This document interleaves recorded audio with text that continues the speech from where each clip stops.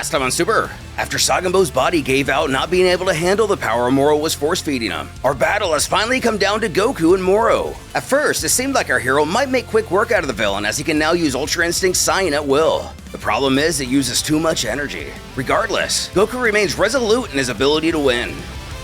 Miras's miscalculation.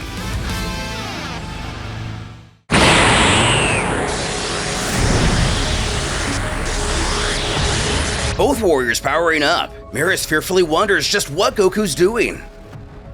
It seems he's changed his strategy. Both combatants will be fighting at full power.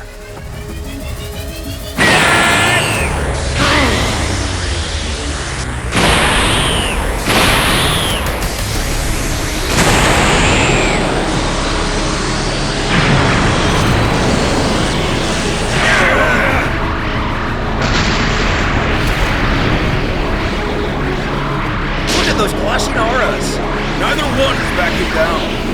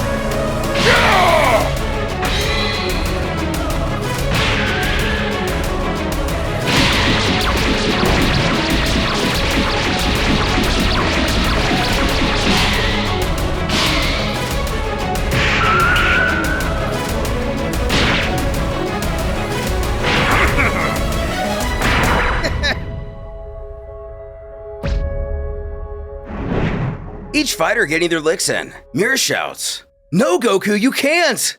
Before inquiring Whis how long he can keep up that form while fighting at full power.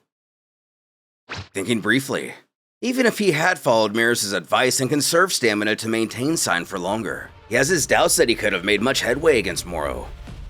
A deadly mistake on the Angel Patrolman's behalf.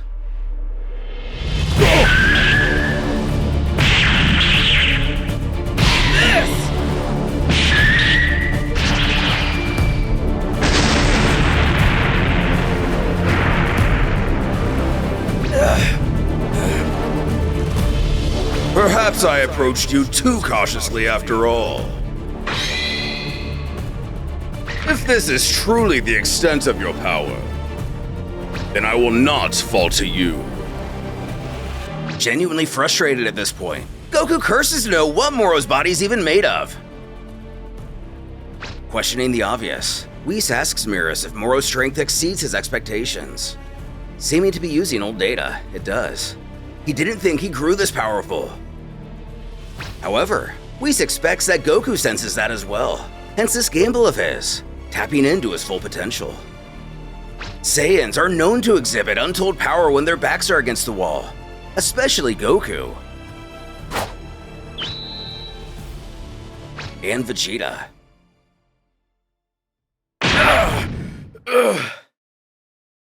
With whom, we're met with our prince out of breath after targeting all the Hatskas, presumably with his new technique he's learning to use against Moro. He announces that he finally did it this time. Barbara congratulates him. He indeed did so, and to master it in so little time. Happy with this.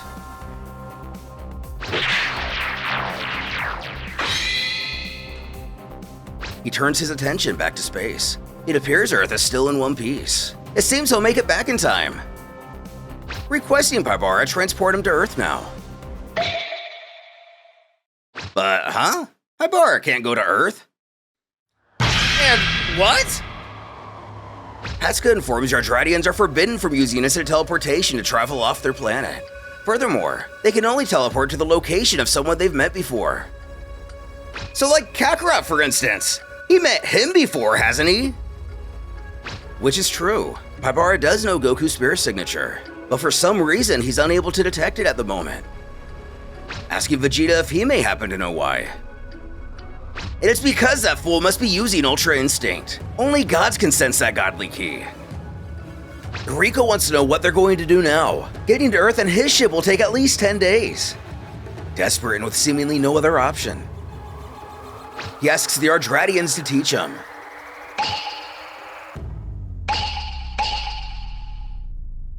Teach him how to perform instant teleportation. Now. But, right now? Screeching at him to get to it already. Vegeta will just have to master it faster than any before him.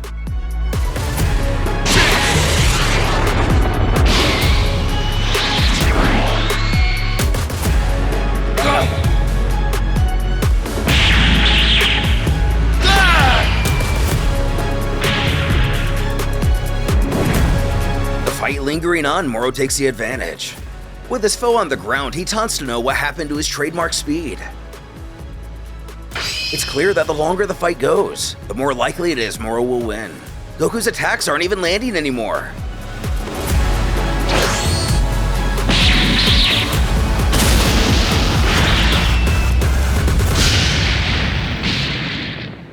Crap! Naturally, you have reached your limit. While the villain believes this to be the end of their battle, he snickers. That being said, Goku can consider him shocked that he amassed such power. But our hero calls back that Moro doesn't get to decide when this is over, and he's not done.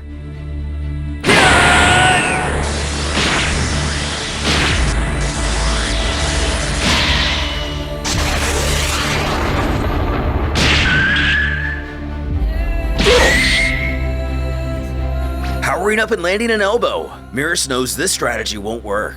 By relying on sheer power alone, he can't make the most of Ultra Instinct strength.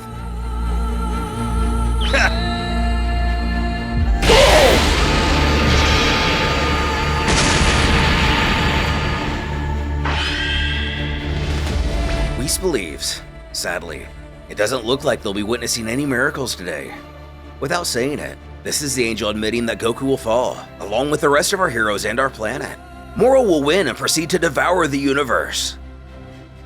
A frantic Mirrors places his hands on his head, shouting it wasn't meant to go like this. Listening in. Mirrors reminds Whis that he said he was starving. He wants to chow down on something tasty. With a very well. Whis puts away his staff in their view of the battle. As the angel walks off to prepare the destroyer lunch, the other angel has to interrupt with a fake cough. Completely oblivious to his counterpart's investment in the situation, he asks if he can help him. Mirrors worries that at this rate, the Earth and so many other planets, they'll... Answering without the younger angel needing to finish his concern, Whis informs that the birth and death of a planet is simply part of the great and long cycle of the universe. Excessive meddling on their part would affect the natural flow of these matters, which is not necessarily a good thing. Who understands that much? But, talking over his junior again. What's more, only the likes of Lord Beerus or the Lord of Lords can decide such things. It's not for us angels to intervene. Never forget that. A rule Beerus begrudgingly accepts.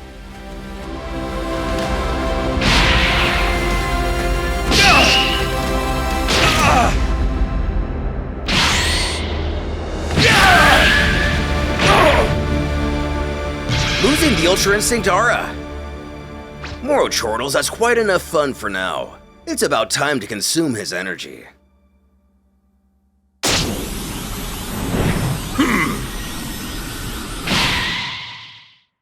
Huh?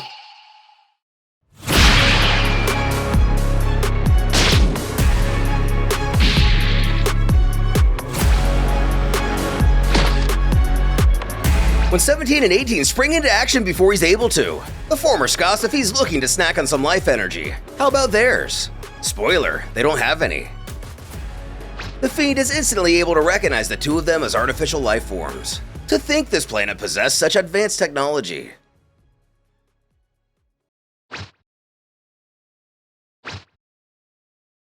He feverishly tries to master instant transmission as fast as possible.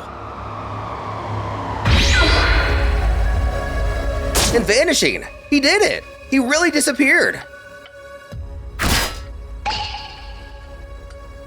Unfortunately, it's rather likely he didn't end up at his desired destination. Hatsuka tries to explain he's doing it all wrong. He's gotta lock onto the target's spirit. Though he argues he only needs this to work once. He's fine if he can never do it again. As he and Paibara simultaneously notice something. That's Goku's spirit. Why did it suddenly show up again? The other's wondering what's going on as well. This means he's no longer in Ultra Instinct. The fool must have lost to Moro. Given the stakes at hand, Paibara offers that since this is an emergency, and he can now clearly sense Goku, he'll break their planet's rule and get him to Earth. However, Vegeta responds, "Not so fast." He has a feeling he can pull this off himself. Rico inquired if he really means it. He does. With sheer confidence, he lets Paibara know how much he appreciates everything. Hatsuka too. Bidding him good luck. Suddenly, Vegeta's back in his traditional Saiyan armor, though with the added Galactic Patrol insignia. The Elder leaves him with a few words. "Well done enduring our brutal training. May you fight with confidence." Replying with just, "Yeah." He lets the instant transmission rip.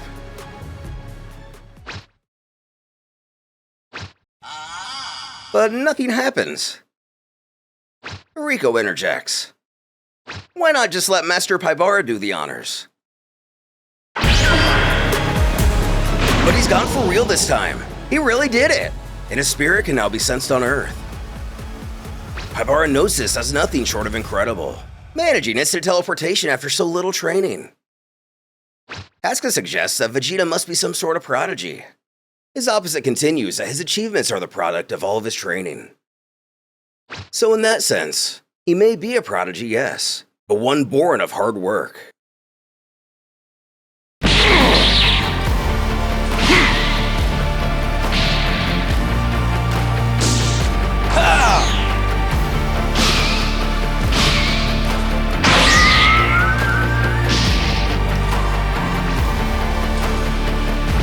I see. Such power. It's almost a shame I can't steal it. 18 remarks that it's like they're fighting a lump of steel. Their heaviest attacks barely make them flinch. Gohan questions Piccolo if they should join him.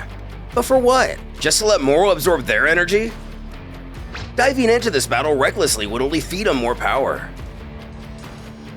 But at this point, it looks like our heroes either go out swinging, or trying to pull himself together. Goku's words mirror his mentor's as he didn't think it would turn out like this. When finally, it's not Goku to be the last one to show up late to the party, but Vegeta, offering a simple hello. This at least gives the universe some hope. Just what has he learned that'll turn the tables back around? He scoffs, albeit with a giant smile. Well, don't you look pathetic? What? Did Ultra Instinct prove to be useless? But that's not where Goku's mind's at the moment. Did Vegeta just use instant teleportation? He turns his head to face Moro, assuring Kakarot to worry not. He has no intention of pilfering? His signature move. He believes it's likely he wouldn't be able to pull it off again and won't be learning it after this. Which is stupid. However, he's learned a far superior technique of his own. He hollers over to 17 and 18 to cut it out. It's his turn. Neither of which noticed his arrival until now. He announces how that one is his. Almost forgetting about him, Moro is elated to see the prince has finally arrived. A bit of a low blow. The Saiyan snarls that he sees their time apart hasn't done a thing to fix that joke Moro calls a face. Did he enjoy tormenting the weak? And the weak? The GOAT figures Vegeta's not wrong about that. While they worms were hiding, he may have gone and become too powerful. And he's grown weary of planets that can't provide fighters to match him. Direct shot at Goku. Vegeta responds. Oh, no cause for concern there.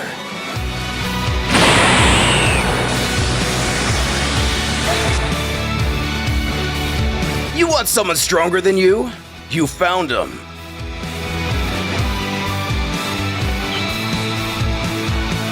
Everyone watching on, Gohan notices that this is just the Super Saiyan Blue form he used at the Tournament of Power. What's changed? Something Piccolo also can't figure out.